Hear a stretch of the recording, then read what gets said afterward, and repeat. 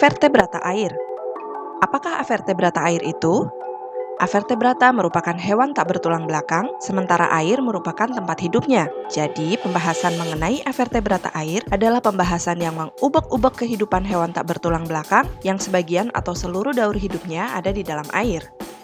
Membahas hewan avertebrata air secara tuntas kayaknya nggak bakal bisa dilakukan mengingat hewan avertebrata air jumlahnya bisa mencapai 95% dari seluruh spesies hewan yang sekarang telah diketahui. Tapi karena mereka makhluk hidup, tentu saja ada hal-hal yang bisa kita bahas yang menjadi kesamaan dari semua spesies avertebrata. Pertama adalah anatomi.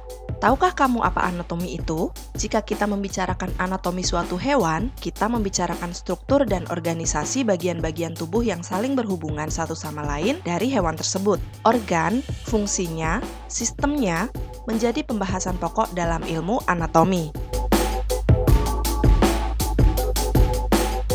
Kemudian morfologi. Nah, kalau yang ini masih membicarakan tentang bagian-bagian tubuh.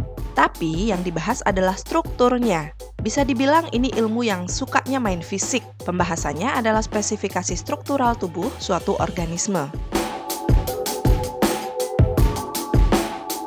Berikutnya ada fisiologi. Dalam fisiologi kita membahas lebih dalam dari apa yang terlihat. Di sini pembahasannya berkutat tentang kerja sistem-sistem dalam tubuh. Kamu tahu kan kalau tubuh organisme adalah suatu organisasi yang sangat kompleks?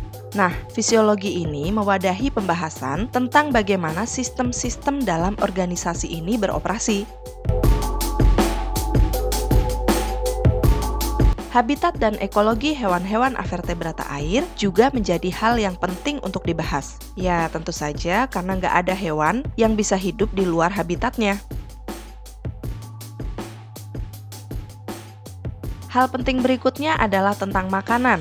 Ingat, salah satu ciri makhluk hidup adalah makan. Jadi ya, kita akan bahas tentang makan-makanan dari si avertebrata dalam air ini.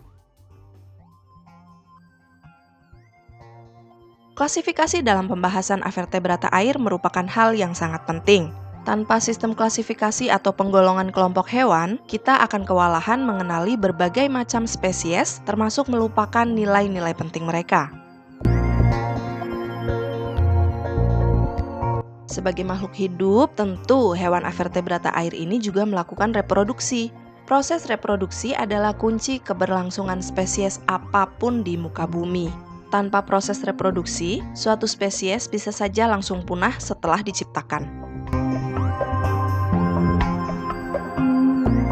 Satu hal yang nggak bisa dielakkan oleh makhluk hidup manapun di muka bumi ini adalah proses ekskresi. Proses ini mengeluarkan berbagai macam material anfaedah atau bahkan material yang berbahaya dari dalam tubuh. Hewan avertebrata air juga melakukannya, sekecil apapun ukuran mereka.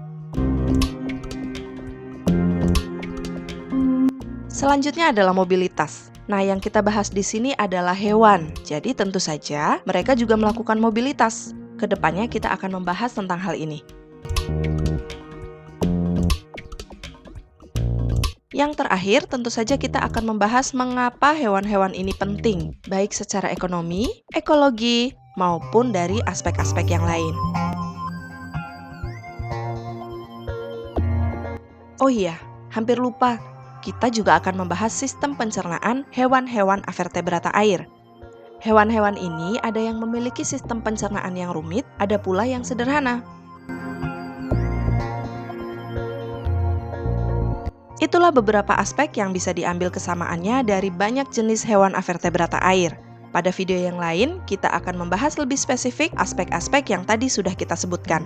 Sampai jumpa!